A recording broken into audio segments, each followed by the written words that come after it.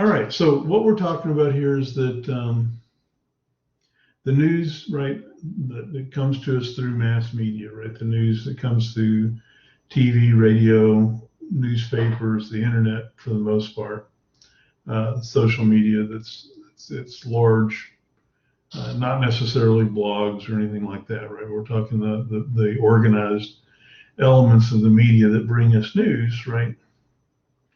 One of the roles that they play is determining what is news. And this list here that we have in front of us is a list of at least some of the things that these organizations use as a filter to help determine whether they ought to talk about it. Is it news? And we talked about the consideration of the impact of that information, the consideration of how much violence is to be demonstrated or shown because of that.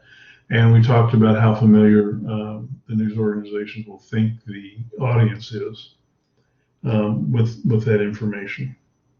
And all three of those as being things that help the news organization determine should we cover this, should we share this, should we talk about it. The last two elements that come into place as a filter from just looking at the content of the information that they're thinking about sharing is proximity and timeliness. If you're watching the local news on TV or reading your local paper or looking at reporting on the internet that's local or state in nature, right?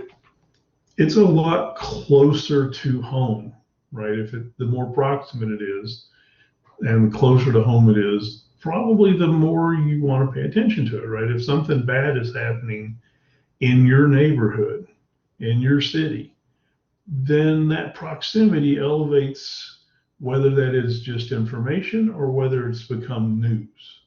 And so the news organizations are looking at that and trying to figure out, okay, given where this is and given the scope of what's happening here, who would this be news to? Who is it close to? And that's a factor of maybe covering it and talking about it or not. If something is happening in Austin that's going to impact Austin as a city, right, you can be assured that the news organizations that are reporting on what's going on here in Austin are going to say that's proximate, that's in close proximity, we ought to cover it.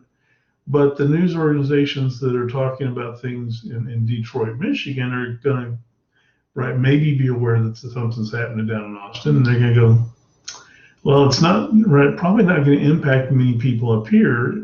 Would there be any other reason we would cover it? Because proximity is not going to raise this, to a point of paying attention.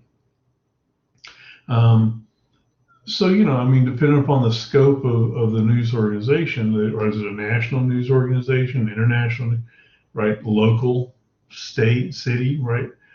Proximity is going to be a different consideration for each of those based upon what their intended audience is, but it is going to be something that's going to come into play. Some things that happen are so big, the impact is so alarming to us. The violence is so large that proximity may be overridden, right? I mean, if how many of y'all are aware of the semi truck and the SUV collision that happened in California a day or so ago, where 15 people were killed in this two vehicle accident, right? Yeah, I mean that the impact there, right? The violence, the how big that is. I mean, what's the chances that we're going to know any of those people and it's going to impact us directly? Probably not much, right? It's certainly not proximate to us, right? A car accident in California is usually not something that gets on our radar. And so in the first instance of looking at that, local news may have said, no, we don't need to cover that. But it was such a horrific accident and so many people were hurt that, it got reported on anyway. even though it wasn't close, right? And so some of those other factors, right, came into play about why that showed up on our radar in Texas. But it's, it was a horrible thing, right? And so it still, right, still showed up. But right, if you're looking at the local newspapers, right, every day, any wreck in the Austin area where someone gets killed is reported on in the local newspapers.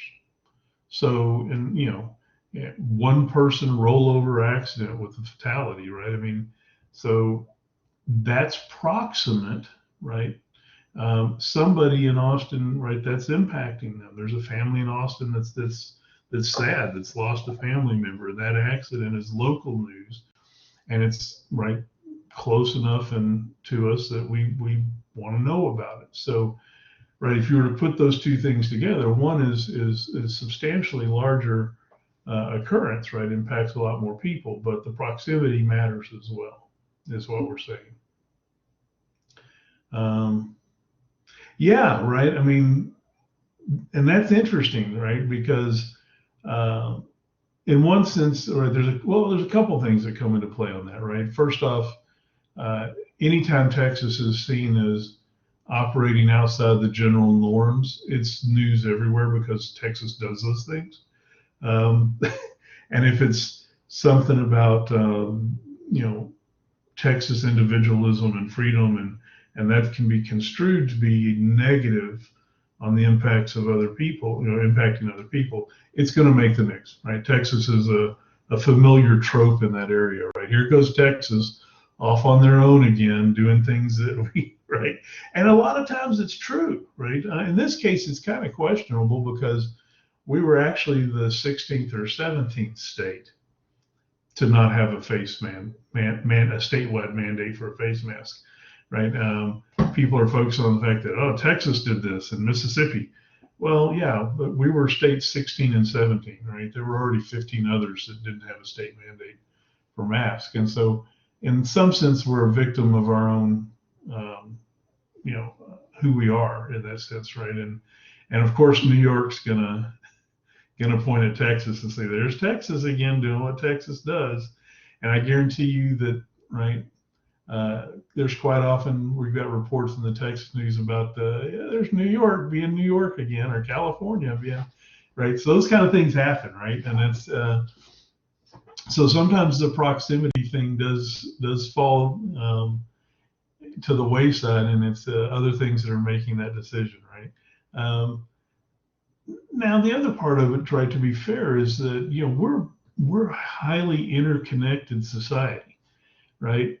And having 50 different state policies on mask wearing is bad healthcare, frankly, right? I mean, if you've got a group of interconnected people, you probably ought to have one unified policy so they're all moving the same directions.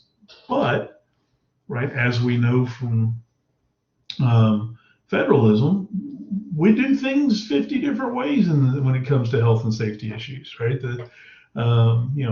If President Biden, right, had his way, there'd be a uniform national mask policy, and we'd all be wearing masks.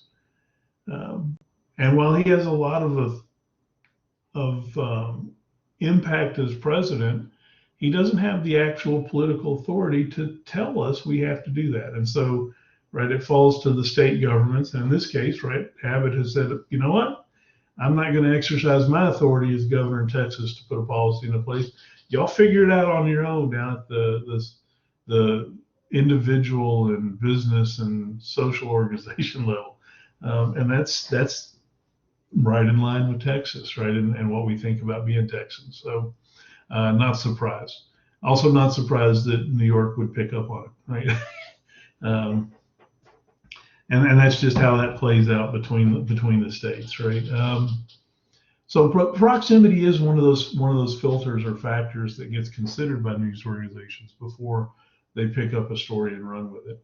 And then the final general filter about whether information is news or not comes to the timeliness of that information, right? if what's happening is so far in the past that it's historical, it's probably not news, right? I mean, it's right there in the title, news, right? News is stuff we need to know now because it's happening now. Sometimes we'll put together stories or concerns that'll put together historical progression in a story, but usually we want news based on what we're seeing and what's going on around us right now.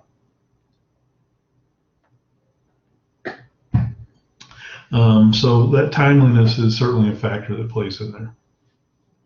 And for the news organizations, that's a huge factor for them, right? Whether we find out about a state mandate on masks in Texas or not, probably not that important to us that we know it on Monday versus Tuesday or Wednesday. But if you're going to be a competitive and important news organization, timeliness ramps up something, right? You want to get the scoop. You want to be the first one to bring something new that impacts people out into the discussion and be ahead of your competition. So timeliness can be the perspective of how timely is the story for the audience, or it can be a perspective on how cutting edge is the organization that's bringing that information out, right? So plays into a couple of different places. So that's talking about some of the filters that the organizations put on information to determine whether it's news or not. The next thing I'd like to kind of throw out here real quick for you to consider is where that information comes from.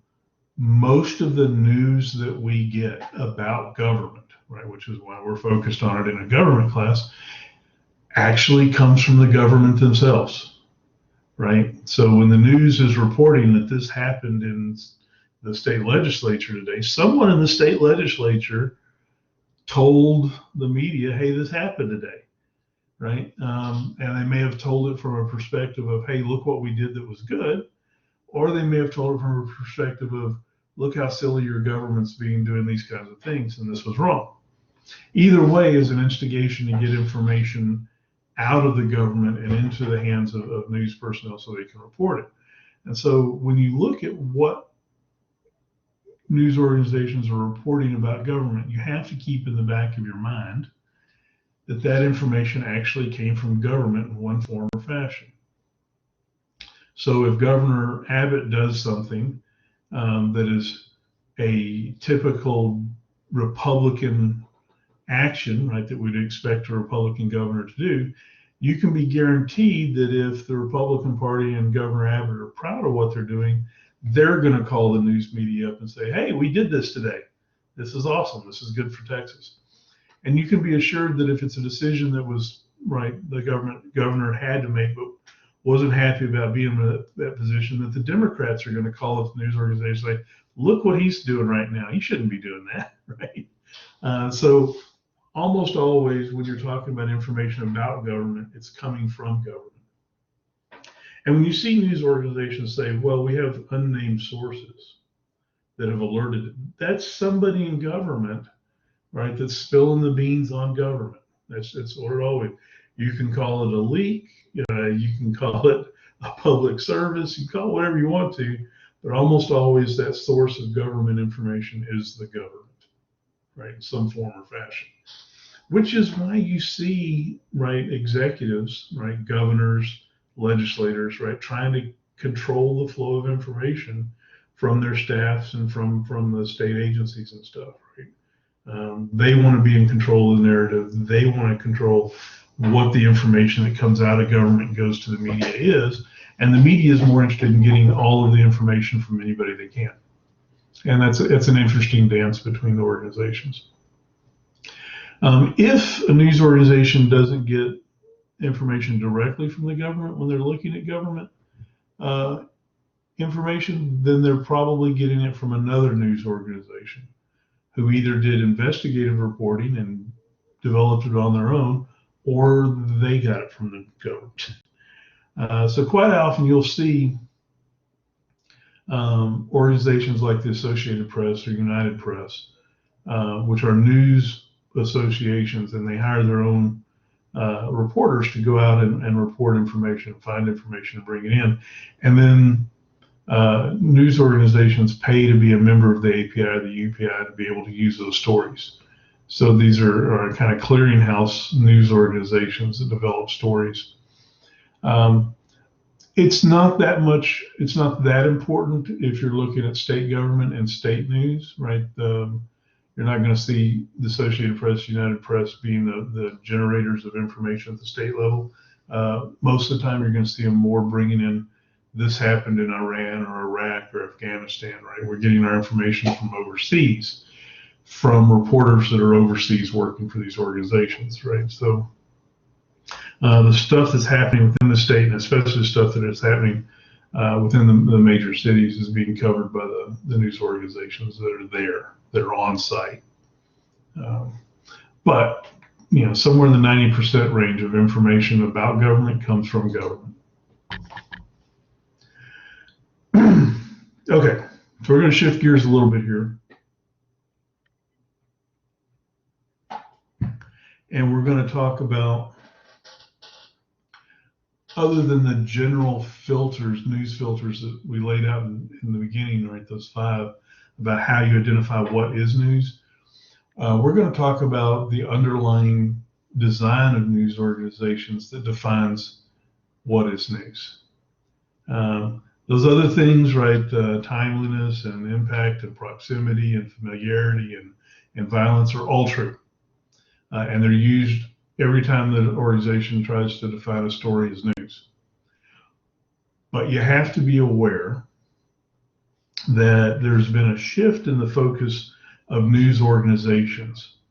And the shift has been from providing news as a public service to providing news as a profit-centered business, right? And when you change that perspective of, we're providing this news because the public needs to know this, to we're providing this news because it's going to enhance our bottom line, that impacts the stories that you're going to put time and effort on, right? And so we need to be aware that the fact that news organizations now are operating from a perspective of a for-profit business, that impacts the news they choose, and it impacts how they present the news they choose.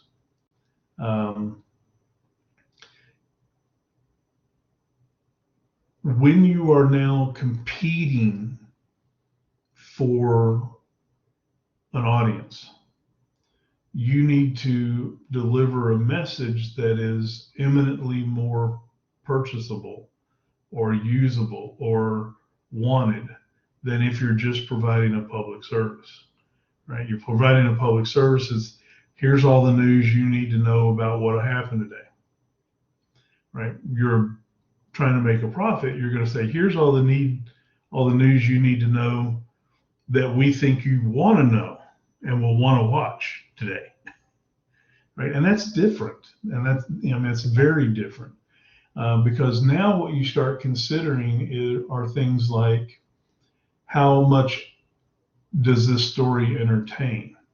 How much is this story grabbing eyeballs and grabbing attention? How much of it is going to make people want to see it? Is it sensational? Is it something that is it a bad enough train wreck that everybody's going to turn and look at it, right? Or traffic, right? Is everybody going to rubberneck this, right? Because if it is, then it's a money-making story, right?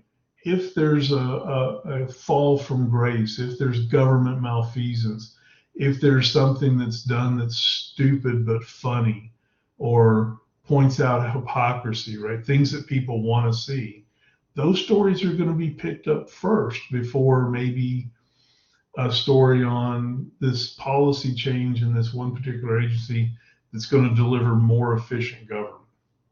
Is that important? Yes. Is it news? Yes. Is it a good thing? Yes. Is it going to be talked about? Probably not, because, right, it's much more important to talk about the fact that President Biden said Governor Abbott and his mask decision was exercising Neanderthal thinking, all right? Is it really important that the president said something like that about a governor? Not really. Is it going to impact Governor Abbott's? No, it's not, right? But the president said it, and so now you've got the federal executive, right, slamming right a state executive, and people love it, right? And they love it from different reasons, right? Some people are like, yeah, dummy, right? Biden's exactly right to call him a Neanderthal. And then other people are going, hey, this is Texas, and Biden, why don't you just pay attention to the country as a whole and keep your nose out of our business? Our governor knows what Texas wants, right? So it works in either side. And that's a story that's going to get told, right? Is it politically important, really?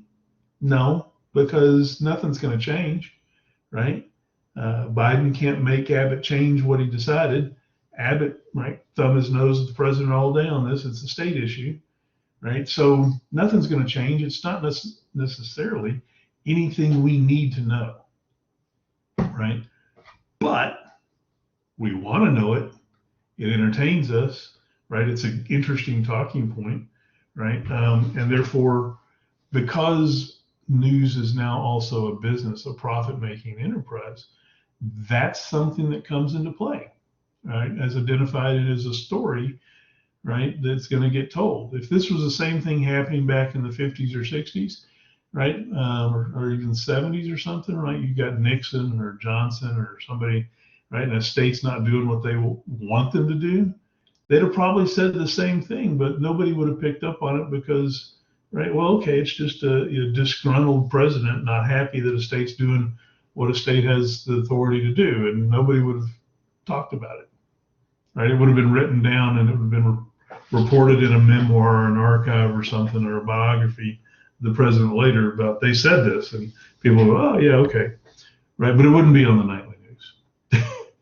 And that's what business does to changing this kind of calculation about what's going to be reported. Because they're looking to the bottom line, right? They're looking to, right, making sure that a story is a profitable story. Different information gets identified as news, even when there's other news out there that really does need to be talked about. If it's not as sensational, it doesn't guarantee people are going to watch it. It has a much bigger chance of falling off the radar. And so what happens over time is that the news organizations are presenting us conflict and antagonism and these political spats and drama, when politically speaking, none of that's important, right? The fact that you got some extremists on the left and the right that say some really stupid things sometimes doesn't really change, right, what's needed and what the government's looking at a lot of times. But it sure does make the news, right? It sure does make the news because somebody's going to be reacting to it. Some of the other things that the business aspect has changed is the way we present the news, right? Not just on which stories we're going to pick out that are going to be more entertaining, but because we're going to be focusing on trying to entertain, or we're going to be trying to focus on keeping the message energetic and fast and keeping people's attention, we change the way we deliver the news, the way we organize the delivery of the news. If you go back to the Cronkite and Dan Rather days, right? Newscasters are people whose job is to convey gravitas and seriousness and knowledge, and they're sitting there as a news expert on here are an export too, actually, but an expert, right, saying here's the things you need to know as a citizen today. And that's delivered, right, what we call in a talking head format, right? Here's the newscaster with all of their information, and they're lecturing it to you, right, the way we do lectures. Here's what you need to know. Here's the information. Go think about this. We're telling you it's important, right? So think about it. Let it inform you,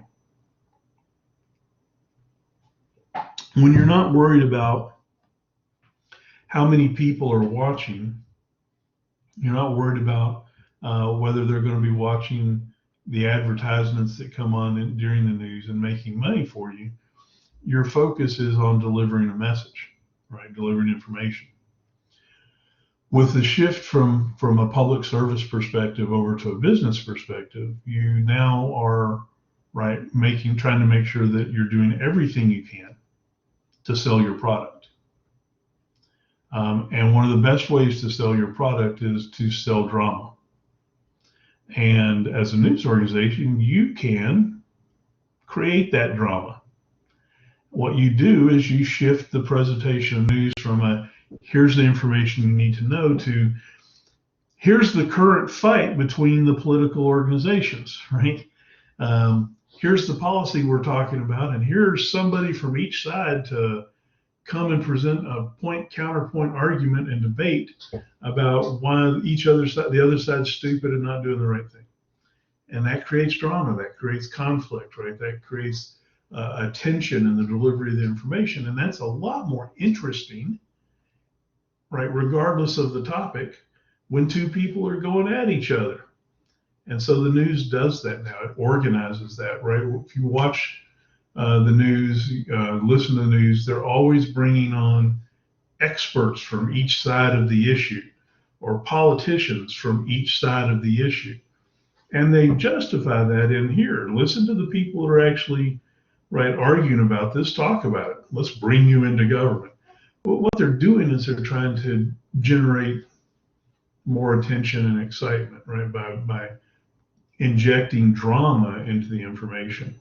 So the point counterpoint kind of design, while it could be useful, and you might hear something you wouldn't otherwise come across, its main point is not to make sure you understand the news so much as that you are entertained by it, right? If you can sit there and listen to one side say things that you agree with and listen to the other side say things you don't agree with, right? You're saying, yeah, you're right, and you're an idiot, right? You're an idiot, and that keeps you the audience engaged more, which is generating to the bottom line for that organization. If you can't generate the drama in the design of how you present the news, then you turn on the fire hose of information and you deliver as many stories as you can, right? So that you can be well informed. We're going to talk about 3 federal stories, 3 state stories, 2 local stories, the weather, the sports, a human interest story, right? We're going to do all these things. And we're going to do it in 22 minutes of a 30-minute program. So we're going to do, 11 stories in 22 minutes, and we're going to have some intro time and some exit time, and we're going to have, some greetings and familiarity. You're going to do all of these stories in 30 seconds to 45 seconds. If you get to a minute, you've spent a long time on a story. Just the fact that you're changing topics on a routine basis, a quick basis, right, keeps the interest up, because they're not giving you time to get bored with a story and switch over to another station or something, right? So they design the timing of the newscast to try to ensure that you will stay and keep your eyes on what they're delivering. Which means we get a lot of stories with a little bit of information from each story. And in that sense, the other thing that happens is very complex stories either aren't told because they're so complex they can't deliver it in a 30 second to minute blurb, or they're dumbed down so much that you don't really get the crux of the story, right? And so how many of y'all saw the story was it yesterday, the day before, about 6 Dr. Seuss books being pulled from publication, not going to be published anymore, right? Who made that decision to not publish those books anymore?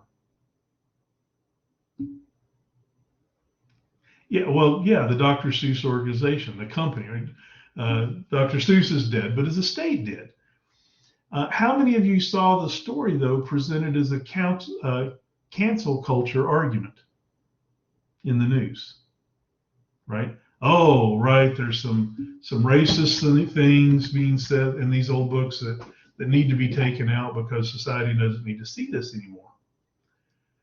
Well, that makes it sound as if there was some political or social group out there attacking, right, the Seuss organization for these books, and you're harming people with those books. When really, right, on a routine basis, I don't know the actual name of the organization, maybe Seuss Limited or something. I don't know. Seuss, Dr. Seuss LLC, let's call it. That as an organization, they routinely review the books for how they fit into the culture today, and they make decisions themselves about the message they want out there from the Seuss perspective and the Seuss heritage, right? If there's one group that should be able to control the narrative about Dr. Seuss and the books written by Dr. Seuss, it's his heirs, right? So it's not, if you saw it, and my father-in-law promptly emailed me, what's this? Who is the group that's doing this? And I'm like, the people that own it, right? But he got a different perspective on it than I had on it because he saw it and it was presented to him, right? From the perspective that there was some kind of group out there, right?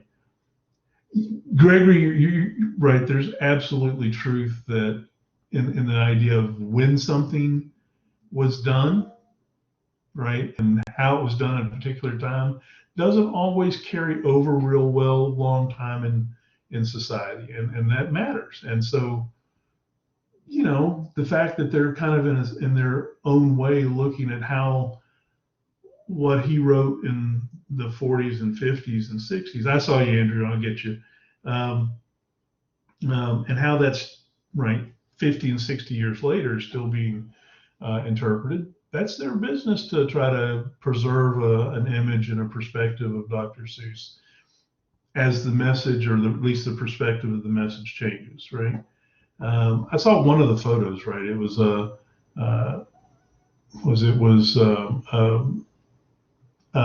a little stand, and it was Asian folks, right, in a big long line, and they were coming up to this little stand and being given a package that looks like a bomb, right? And they were going to go off and as Asian Americans and be troublesome with their little bombs or whatever, right?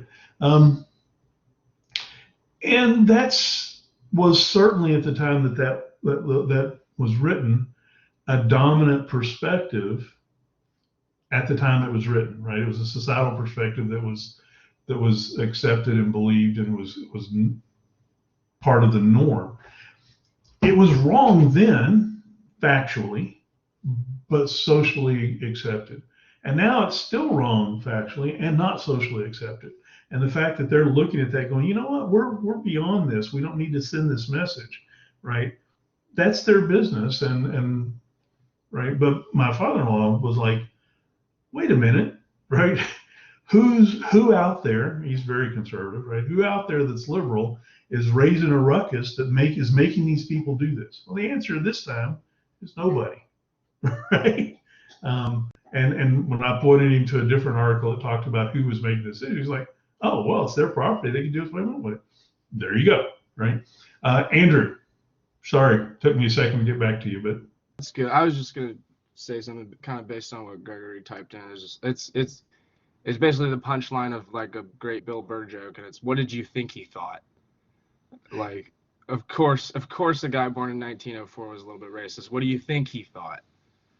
I mean, we're all, I don't want to say victims, but captured in a historical perspective that we grew up in. Yeah. And as society changes and people view things in different ways, the older perspectives are, what wasn't racist or wasn't perceived, let me rephrase it, what wasn't perceived to be racist in 1950 is in 2020. Yeah. Right? And one thing I was also thinking of is like, you had said, like, those things are factually wrong. Yeah, yes, they are factually wrong. We know that today. But back then, I know that there were books that were written that basically we're informing the white public that yes, the Negro is a lesser human being. There are literal texts that say that. I mean, it may have been in their heads factual back then. Yeah, there were certain. I mean, we know, right? We know that that's not true Yeah, exactly. today.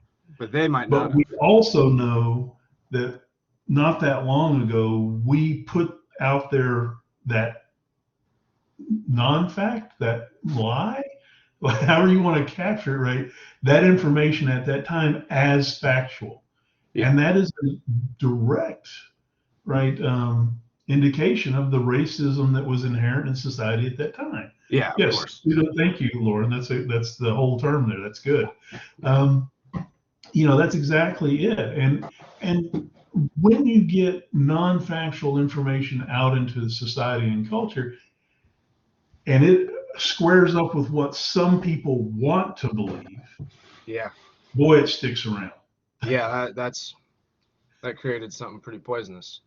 Yeah. I mean, it can get really bad, and it will require sometimes, if you're going to get to the facts and the truth, and we're going to treat people the way we need to treat people, you have to confront it, right? And you do have to say, if we were looking at Dr. Seuss as a culture and saying that's racist, you shouldn't buy that anymore, right? That would be a way to approach that from society rejecting it. The positive part of this story is that they're policing themselves on that, and that's a good thing that they're routinely looking at it, right? Some messages don't age well, whether they're true or just socially accepted, and we need to, right? If we're going to realize what we think we are as a nation, we got to fight those things that are not factual, that are damaging to people just because of some arbitrary thing like race or gender. I mean, it's not arbitrary to them, but where they are in it is arbitrary. The assignment to them, and we got to treat people as people first and foremost, and not as members of a class, right? And not to cancel out that they are the member of that class, but we should first approach them on as a citizen, as a person, as a human. You deserve all of these things, and then we can look at, right, what comes along with it, with other assignments such as race or gender, or sexual preference, or whatever it might be, and evaluate that and how it works in society too. And that's a lot. That's not easy. And most of us, as we're just kind of bumbling along in our day-to-day life, we're not thinking about things in that way. We're thinking about, I've got to get from point A to point B and do X, and this light just changed, and and you're not thinking big thoughts, and you're not thinking social thoughts, and that's tough. Right, that makes sometimes the interaction between people less than it should be, and that's a big order, right? It's a big order to get us thinking those kind of things. We're all in some sense a victim of our own history and our own culture and our own upbringing, and if we're going to do better over time, we've got to be able to pull ourselves out of that some, right, and try to look at things a little differently sometimes, and that's tough. That's really tough, right? And if you're going to be a writer, you're going to be somebody that's working in any kind of delivery of a message, right? Whether that's through radio or television or writing or whatever it's going to be, any kind of media, you probably ought to always have a little period of time to consider what you're putting out there and how it's going to age. Right, and because you're going to end up, 20 years down the road, you're going to have somebody coming back at you for what you thought 20 years ago and categorizing you based on that historical thought today, right? We see that happening all the time, and that's sometimes fair, and sometimes it's not quite as fair, right? I remember we have somebody right now, and the actual fact is escaping me. Yes, Andrew. There's a Hunter S. Thompson quote that directly goes to that. It's never create anything. It will be misinterpreted and will chain you and follow you for the rest of your life. Yep. Yeah. Hunter's a pretty wise man sometimes. Sometimes. he also though violated that comment quite a few times. All the time. But I His mean, first rule, I I mean, believe, you was think never about it, trust a right? cop in a raincoat. So Yeah. okay. There's a person right now that the report on her, she went to a plantation themed event in college, Okay. right? That's how it was talked about. Well, so we know what you're talking about there, right? Somebody had a gun with the wind, right? Party, and everybody was invited. And if you're Well, taking the issue of slavery and racial politics serious right now, that's not a theme you probably want to be putting out there for your party. But I she agree. did this like 20 or 25 years ago, 30 years ago, when it probably wasn't, should have been, but probably wasn't as on the forefront as it is today.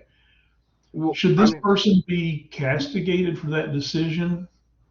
well, I think Yeah, I'm there's gonna have context. There's to got to be context taken from that. Like, was it a slavery theme party, or yeah, was I'm it not sure a that it was. dress up as you're in the 1850s party? Well, I mean, so you dress up as Rhett Butler, Yeah. right? Main character from Gone with the Wind. Uh-huh. It still carries some pretty heavy racist overtones, even though, right, you I meant to get dress up as a main character, and it can be misconstrued real easy, right? And the decisions that we make as this is, coming from a perspective of someone that's in their mid 50s, the decisions that I made as a high school and college student um, in the 80s, I'm so happy there weren't phones with cameras around. Oh, I'm sure. I couldn't imagine You and everybody growing up else too. with the stupidity that I had in my head at 18 in today's society where everything's caught on video or photo, right? That's just really unfair to a lot of folks that are still real young, right? And still developing their thoughts and their perspectives and how they're going to be in the world. And, I'm glad that that wasn't me, and I feel sorry for that it's you guys. Yeah. Because I listened to what my dad told me constantly when I was a kid is don't do anything stupid. yeah, but you That don't know what gets me. stupid is when you're that age. No, but that's what I try to do now so I don't get recorded doing it. I mean, this is an example of stupidity that I did, right? That is not probably going to get me in any trouble, so I'll share, right?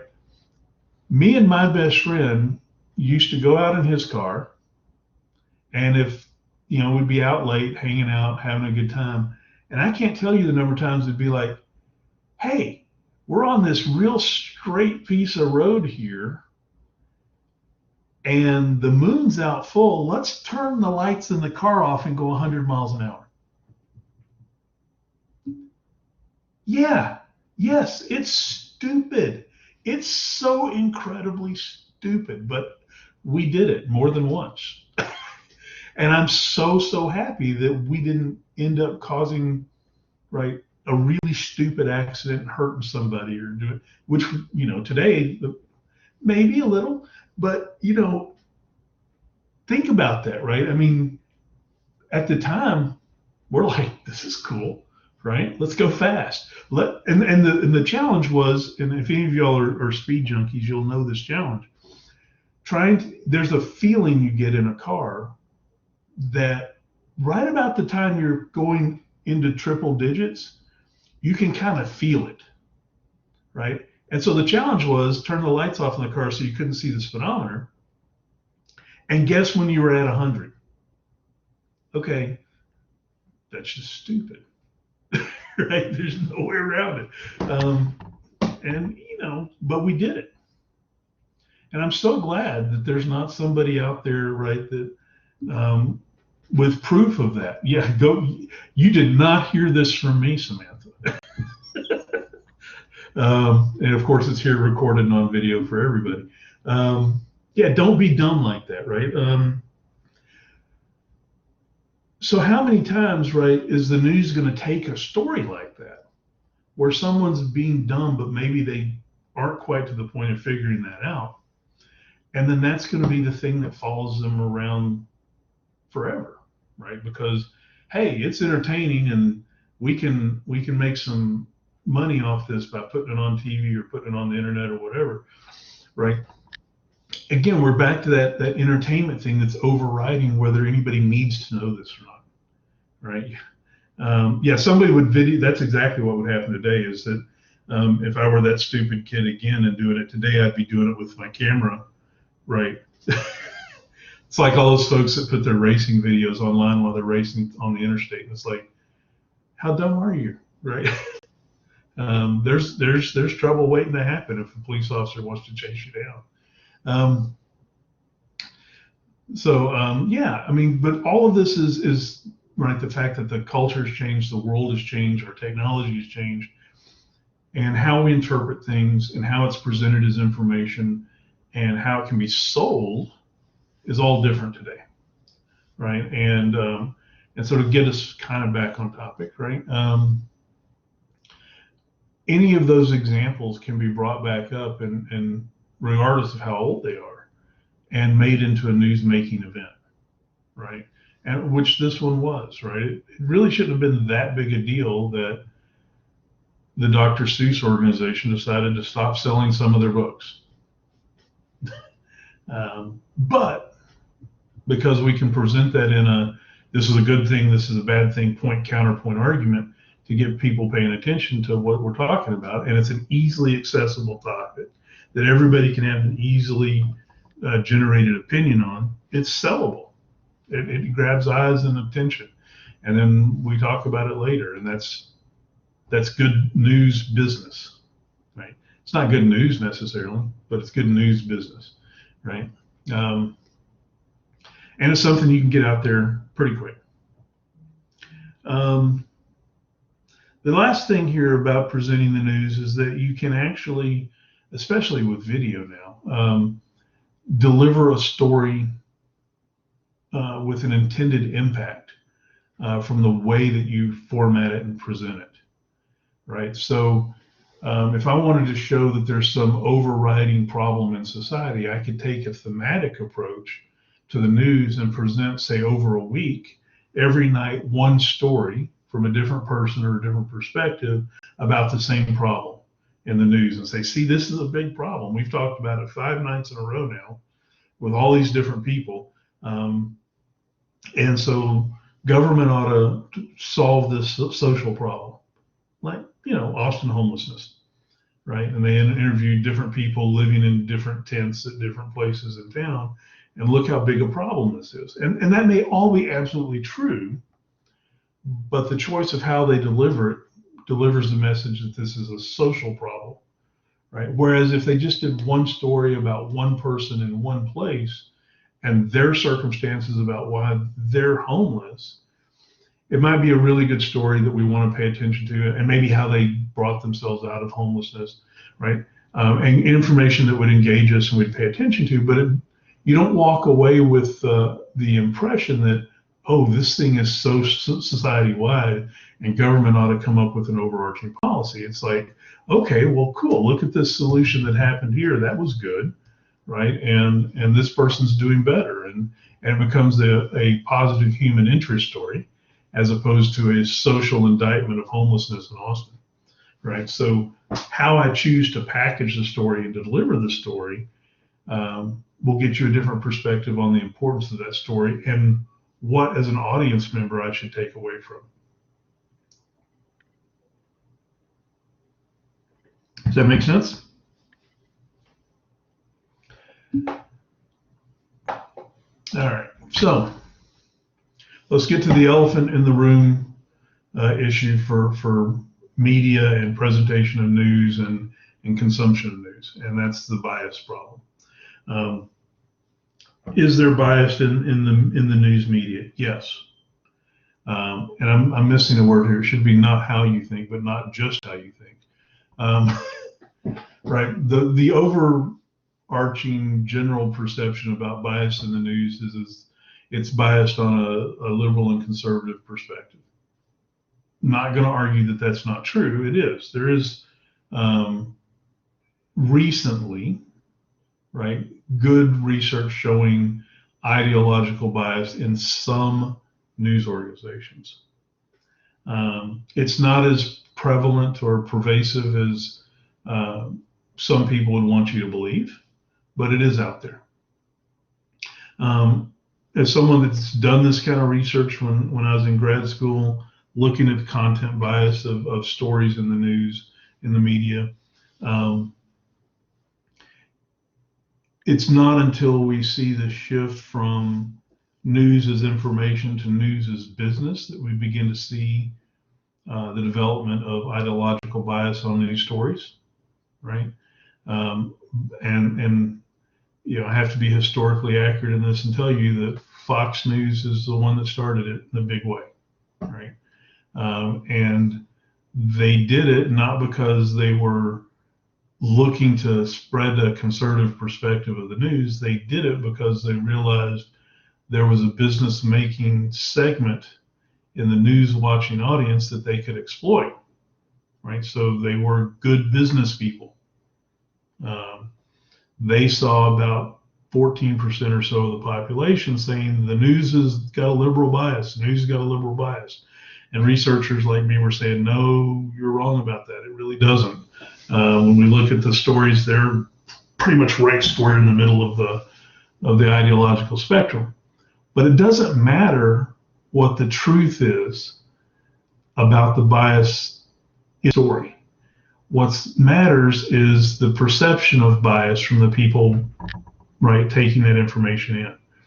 And if you've got 14% or so, up to 18 in some cases, percent of the news watching public saying there's a particular type of bias, if you present them with news that's, right, what they want to see of the bias that they're interested in, guess what? They're going to watch it.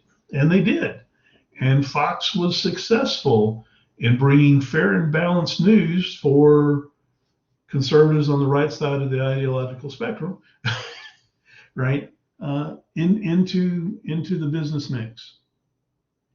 And MSNBC popped up as a reaction to that and did the same thing on the liberal side of things.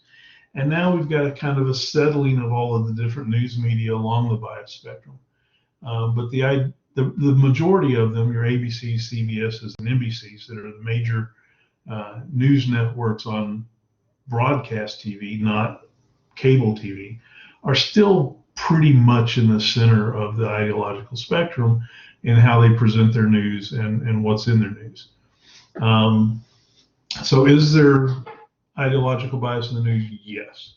It's not as big as it's made out to be, but it is there. And I think, do I have this still around here?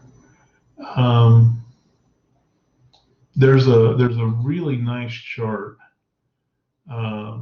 put out by Media Matters, I think, that shows a good description of the media's bias today. Trying to see if I got that. There's that. Let me upload that real quick, and I'll plop that on your screen.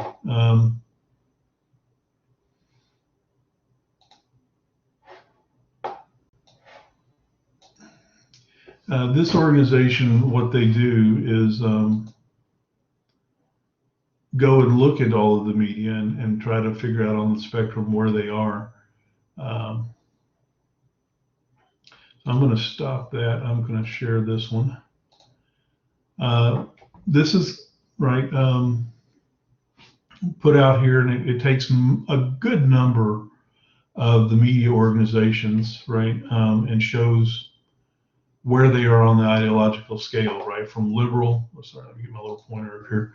From liberal, right, to conservative, and then they throw in on a different axis here whether the information they put out, how factual the information they put out is on a routine basis. And so the higher an organization is the better organizations at presenting facts, things that are verifiably true. The ones down here in the red box, in the red rectangle here, are putting out bad information that's easily identifiable as false, fabricated, fake news, as President Trump would refer to it.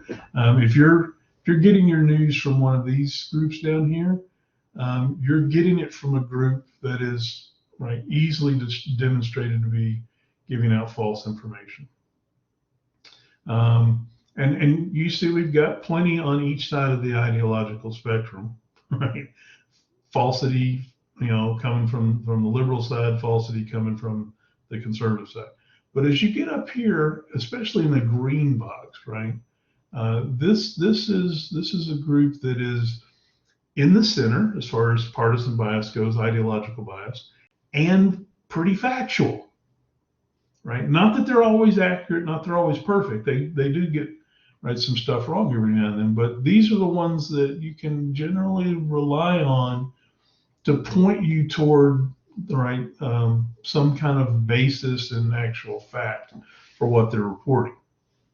And then you can work your way up and down, right? The yellow rectangle is fairly fair, what they call fair interpretations of the news. Orange is unfair, right? Yellow is fair. Green is fair with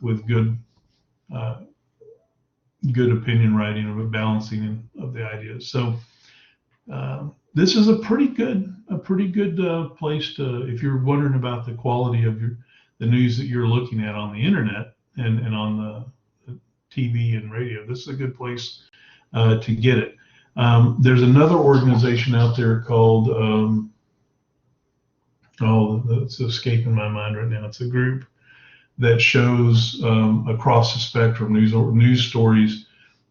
They put them together from across the spectrum. So they'll show you right-leaning news, same story, an article from right-leaning to center to left-leaning, all in the same place. And you can look at how the different organizations write about the same incident, which is kind of interesting. So this is there's a newer version of this out here. There's not much change in the 2020 version that they've put out. So if you're looking at these organizations up here, you're going to get the facts, right? You're going to get where they're trying to base what they're saying off of good source material, right? Which is they're still going to have all the other biases for entertainment and eyeball watching and all that. I'll load this up in case you want to download or something. I'll put it up on the as something you can pull down after class. And there's, like I said, there's more recent ones out there, but it's pretty good. So yes, there is ideological bias in the news, as you can tell from how they're mapped out. But there's all this other bias too, right? All this other bias about entertainment and about what's going to make money and how we're going to present the story. And so all of that bias is something that we need to be aware of, not just the conservative liberal perspective on the information, right? I hope that makes sense. All right, so what is it that we see come out of the media as far as influence? There are a lot of different ways to try to look at, measure, understand how media influences. But the first thing I want to tell you is that all of the influence from media that occurs to you happens because you choose it, right? Media doesn't make you think anything, right? You choose the organization, you choose the delivery method, you choose the ideological bias, right? You choose what you like to watch and how you like to consume information. So while media has influence, it has the influence you allow it to have. For most of us, what that means is we're letting the media dictate to us a lot of things because we don't want to put the effort to go out there and do it ourselves. So we're going to look at the media, right, from those types of biases that they generate because we don't require them to do anything different. The first one, and probably one of the most important of these four, is that the media has an outsized impact on what we think about. In other words, they're setting the agenda of the stories we're going to pay attention to. They're picking those stories. And so what we're going to, if we're consuming this information, what we're going to pay attention to probably are the stories that get presented to us. So that's them setting the agenda, right?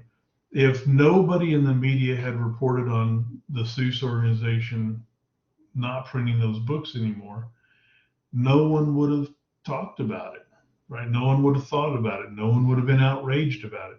What you had happen is that you'd all of a sudden notice that when you went to buy one of those books that you thought would be a good present for someone else, or right, that they weren't for sale anymore.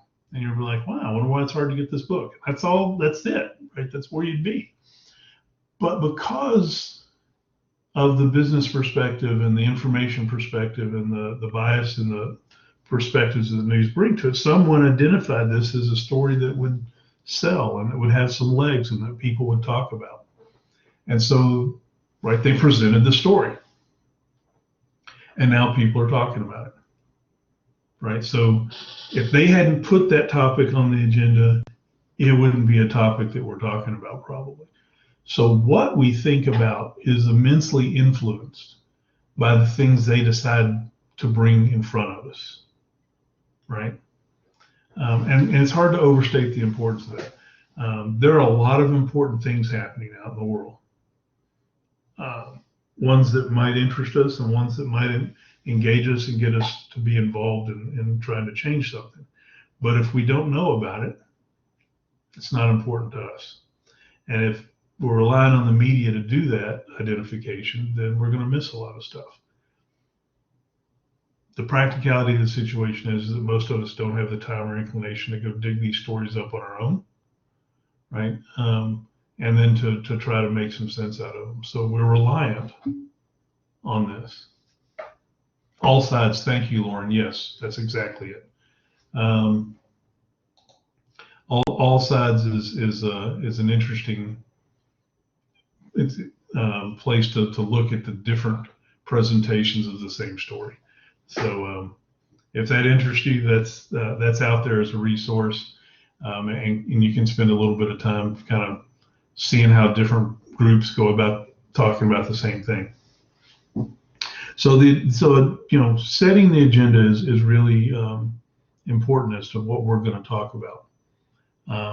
We're capable of talking about and engaging a lot more information and a lot of different topics, but the ones that are topics of conversation are that because the media has made them that. The next step in that is priming people into what people think, and what we're doing here is we're talking about here's the story, here's the information about that story, right? And that sets us up to think in the way that the media thinks about the topic, right? We're being primed to have the discussion, not just about what they've identified, but to have the same discussion they had, right? So we hear the counterpoint on a particular policy issue. So one, they've identified that issue and brought it in front of us. So now we're thinking about it.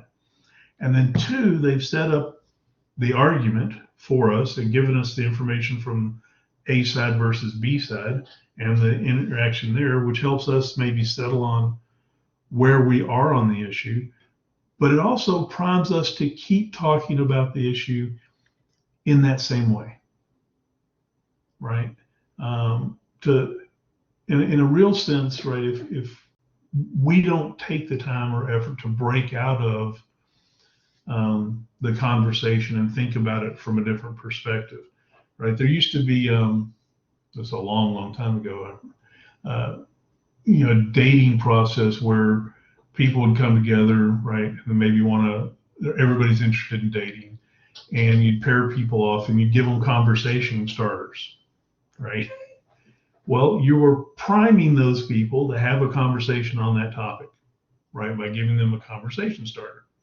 And this could happen for dating, or it could just happen at parties, or whatever the case is. But if you were trying to, get people to engage one another and get into a discussion and have some interesting conversation, you would prime them like you would prime a pump, right? Give them a little something that gets them going on the way about talking about that. And when you do that, you're kind of scripting, at least initially, the interaction that's going to happen. Now, there's no way that news can't do that, right? The very fact that they're identifying information and bringing you a story is going to prime you when you think and talk about the story to start probably there, right? So this is not a media influence that's necessarily intentional, although it could be, right? It has to happen just so that you can have a story to begin with, right? So, but when you have a conversation about topic A, and there are maybe 3 different conversations you could have about topic A, and you only talk about conversation 1, 2 and 3 don't get talked about unless somebody has the ability to step out and move over, right? And that's just something we need to recognize about the nature of people presenting information to us, is the priming that goes on because of that. The third thing that we see media influence us, right, has an impact on us as they deliver the stories, is how we think about things. Not just the priming of this particular argument, but the fact that we being the media, set up arguments, set up who's scoring points, who's winning, which side's getting the better of the other on this argument, as opposed to here's what you need to know and here are some of the concerns, right? The fact that we're going to couch the discussion, especially in the point counterpoint method, where there's Republican, Democrat, conservative, liberal, right? Maybe we'll throw in a third libertarian every now and then perspective. Academic versus social response, right? Here's all of the stuff we know from research, and here's how we feel about it, right? That way of talking about it is getting us to think in a certain how way of things, of approaching this, right? When we talk about who's running for office, and we talk about who's up in the polls, and right in this race to an election, who's winning right now, right? That's a political, that we're couching it in game terminology, right? The political game, winners and losers, right? Who's ahead and who's losing, who's behind. When we might ought to be talking about it in good for society, not good for society, right? What society needs, maybe what society doesn't need, and not focused on who's going to win, but what are the results of that win? What are they going to bring along with it? Right. And that's a little different conversation than just, yay, my team's winning, my political tribe is ahead. Right. And that's a different conversation and a different perspective. Maybe we shouldn't be rooting for sides. Maybe we shouldn't be wanting, all right, the big R or the big D to be the winners in any kind of this political thing. Maybe we should be looking at Texas. What's good for Texas, right? And that's a different perspective. And so it's how people think about the political process, and the outputs of that political process are impacted by the terminology and the perspective that we discuss it in. And the political game is a dominant, environment to discuss politics in, the winning and losing part of it. And maybe that's overstated. The fourth and final influence that we're going to talk about is how we feel about things, right? And especially if you're delivering content that has video and pictures, you're going to have a lot more feelings being brought to the surface in the delivery of that message than if it were just text or recorded voice or something like that, right? So the delivery of this information can have a profound impact on how we feel, right? And there's a consistent argument, or not argument, complaint, right? That the news is always about bad stuff and it's a downer and it makes me feel bad. I don't want to watch the news because it's always about bad things or people arguing. And that's true, right? When you're watching political information, it's not exactly uplifting, happy, make you feel good kind of stuff. It's usually, right, conflict and violence and argument and winners and losers. And that's not particularly happy kind of stuff. And so people might turn off information because of the way it makes them feel. And then it also might drive us to, well, I only feel good about this information when my side's winning, right? Which drives you back to that political game kind of perspective. When if our organizations were putting together news with the perspective of here's what society needs, here's what our city needs or our county needs, right? And how are we going to, here's some positive ways to maybe affect change. It'd have a little different flavor and maybe a little different impact on people. And maybe right, we'd feel different about that information. So I mean, we have to consider, right, how it makes people feel, because it's going to impact whether they decide to participate or not, right? I can guarantee you there are a lot of times, right, it's time for me to read the news or watch the news or something, and I'm just like, you know what? Just not up for it right now, right? I just don't want to deal with it. It shouldn't have to be that way. We shouldn't be necessarily reacting that way, but because of the way it's presented sometimes, and because of the topics, a lot of times we feel bad about it, right? It's not particularly uplifting. And so it's an influence that they have that they might could work on if they chose to. That makes sense? Any questions or concerns or something that you think maybe is going a little different direction you want to ask about? Or